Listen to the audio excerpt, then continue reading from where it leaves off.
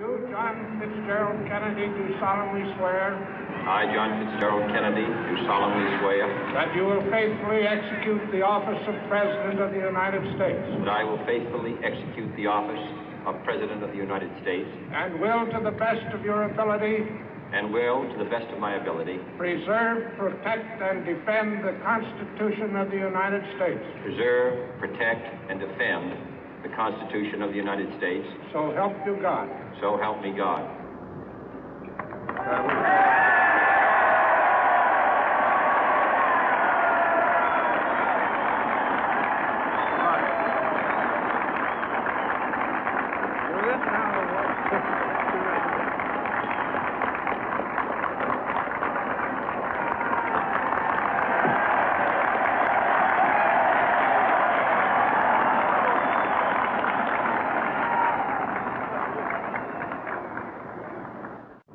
Vice President Johnson, Mr. Speaker, Mr. Chief Justice, President Eisenhower, Vice President Nixon, President Truman, Reverend clergy, fellow citizens. We observe today not a victory of party, but a celebration of freedom, symbolizing an end as well as a beginning, signifying renewal as well as change.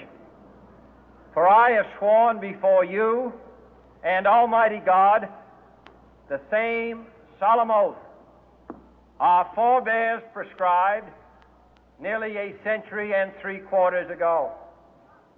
The world is very different now, for man holds in his mortal hands the power to abolish all forms of human poverty and all forms of human life. And yet the same revolutionary beliefs for which our forebears fought are still at issue around the globe. The belief that the rights of man come not from the generosity of the state, but from the hand of God. We dare not forget today that we are the heirs of that first revolution. Let the word go forth from this time and place to friend and foe alike that the torch has been passed to a new generation of Americans born in this century, tempered by war, disciplined by a hard and bitter peace, proud of our ancient heritage, and unwilling to witness or permit the slow undoing of those human rights to which this nation has always been committed and to which we are committed today at home and around the world.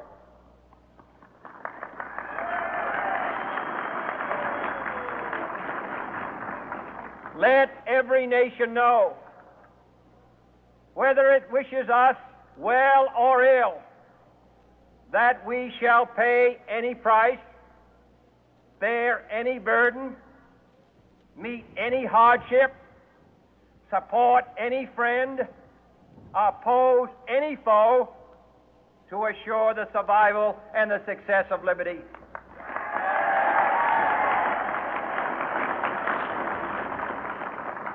This much we pledge and more. To those old allies whose cultural and spiritual origins we share, we pledge the loyalty of faithful friends.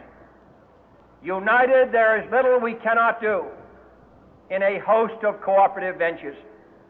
Divided, there is little we can do, for we dare not meet a powerful challenge at odds and split asunder.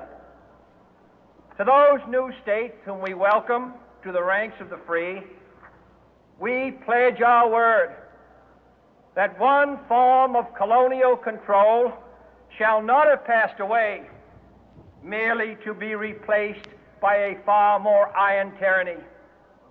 We shall not always expect to find them supporting our view, but we shall always hope to find them strongly supporting their own freedom, and to remember that in the past, those who foolishly sought power by riding the back of the tiger ended up inside.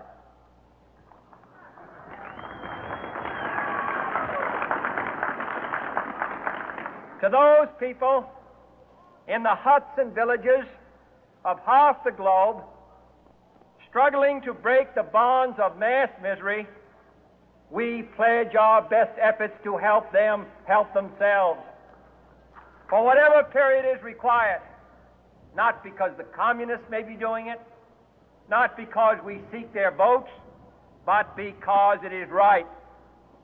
If a free society cannot help the many who are poor, it cannot save the few who are rich.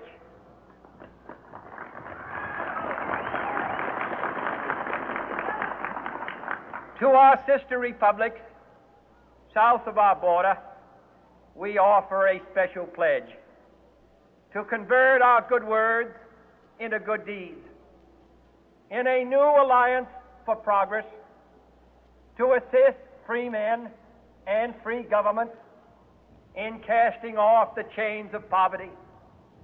But this peaceful revolution of hope cannot become the prey of hostile powers.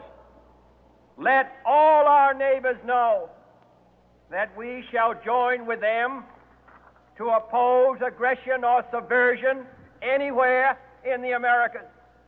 And let every other power know that this hemisphere intends to remain the master of its own house.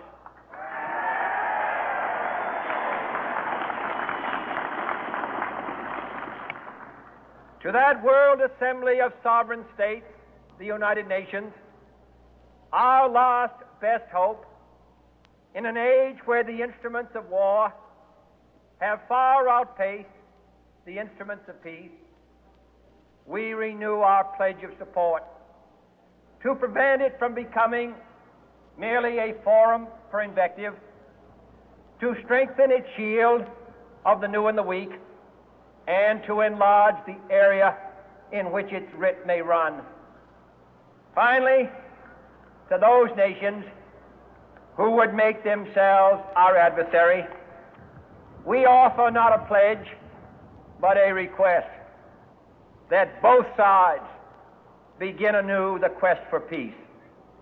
Before the dark powers of destruction, unleashed by science, engulf all humanity in planned or accidental self-destruction, we dare not tempt them with weakness, for only when our arms are sufficient beyond doubt can we be certain beyond doubt that they will never be employed. But neither can two great and powerful groups of nations take comfort from our present course, both sides overburdened by the cost of modern weapons, both rightly alarmed by the steady spread of the deadly atom, yet both racing